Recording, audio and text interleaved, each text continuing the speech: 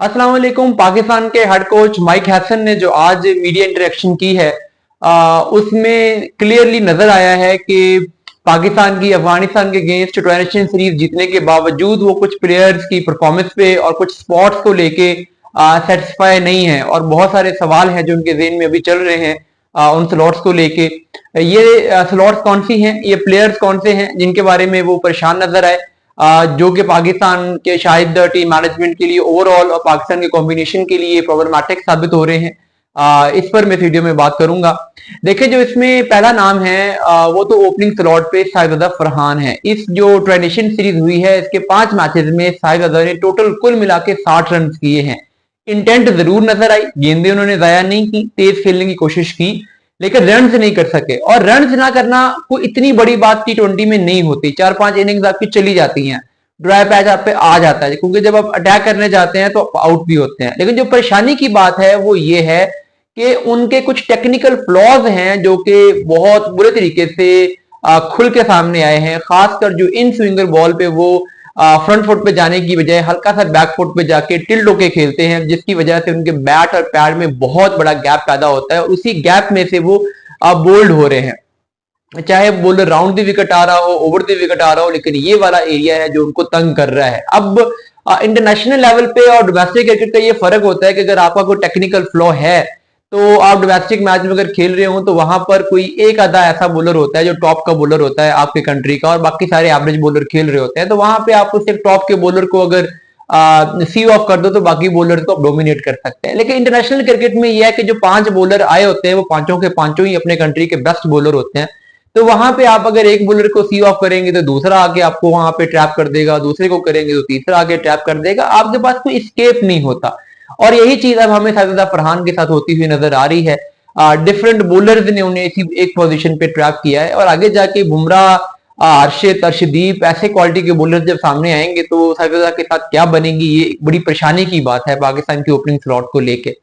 फिर जो दूसरी चीज है वो कीपर बैट्समैन मोहम्मद हारिस होगी, इसलिए अब अपने देख चुके हैं। आल्दो के सलमान अली आगा ने पोस्ट मैच जो फाइनल था उसमें उनको बैक किया, कहा कि मोहम्मद हारिस अपने लिए पोजीशन छोड़ के आ रहा है, ओपनर बैट्समैन है, नीचे खेल रहा है, टीम के लिए सेक्रीफाइस किया हुआ है, वो सब कुछ ठीक है। इसमें कोई शक नहीं है कि एक ऐसा प्लेयर जो कि डिफरेंट नंबर्स पे खेल रहा हो, आपको उसको थोड़ा सा मार्जिन देना होता है। लेकिन यार, मार्जिन देना एक और बात है। आपको मैचेस भी मिले हैं, आपको इतना लंबा गो मिला है, लेकिन मसला टेक्निक का भी नहीं है। मसला कहां पे आ रहा है? मसला उनकी जो शॉट सिलेक्शन है उस पे आ रहा है और जो उनकी गेम अवेयरनेस है उस पे आ रहा है। देखिए, आप एज ए बैट्समैन जब आए हैं, फाइनल की मिसाल ले लें, आप आए हैं और आपने आके देखा है कि नूर बॉलिंग कर रहे हैं, बॉल टर्न हो रही है, तो आपको एटलीस्ट 10-15 गेंदें वहां पे लेनी चाहिए बड़ा शॉट खेलने से पहले, ताकि आप थोड़ा सा गेंद की टर्न के मुताबिक अपने आप को एडजस्ट कर सके, बॉलर्स के एंगल्स के मुताबिक, पिच के बाउंस के मुताबिक। लेकिन वो आगे तीसरी बॉल पे नूर को, जो कि उस मैच का अफगानिस्तान का बेस्ट बॉलर चल रहा है, उसको लॉन्ग ऑन पे छक्का मारने गए हैं, क्रॉस खेला है और बोल्ड हो गए हैं। अब इस तरह की गेम अवेयरनेस का ताल्लुक बैटिंग पोजीशन तब्दील करने से तो नहीं है, इस तरह के जो ब्लंडर्स हैं उनका ताल्लुक आपके सेल्फलेस होने से तो नहीं है। तो 10 इनिंग्स में वो फेल तो हुए ही हैं, लेकिन 10 इनिंग्स में फेल होने से बड़ा जुर्म यह है कि वो जिस तरीके से फेल हुए हैं।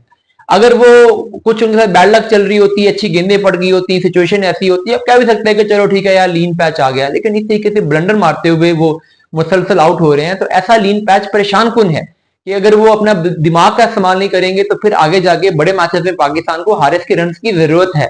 तो वहां पर ये नहीं होगा कि आपके 4 बैट्समैन 3 बैट्समैन स्कोर ही ना करें और आप मैच जीत जाएं, ऐसा नहीं होगा। फिर जो तीसरी परेशानी आ रही है वो बॉलिंग में आ रही है। देखिए, अभी शारजा में तो पिचेस ऐसी हैं कि बॉल टर्न होता है, वहां पर तो हमने फाइनल में 2 स्पिनर खिलाए, एक शाहीन के साथ गया बेसिकली पेसर के साथ, बाकी सारा स्पिन डोमिनेटेड अपना अटैक था।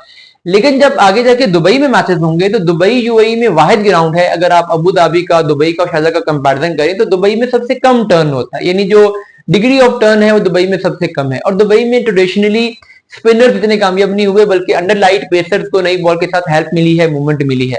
तो पाकिस्तान वहां पर ये फॉर्मूला नहीं बना सकता कि बस एक शाहीन के साथ जाएं और बाकी सारे साथ में स्पिनर हो जाएं।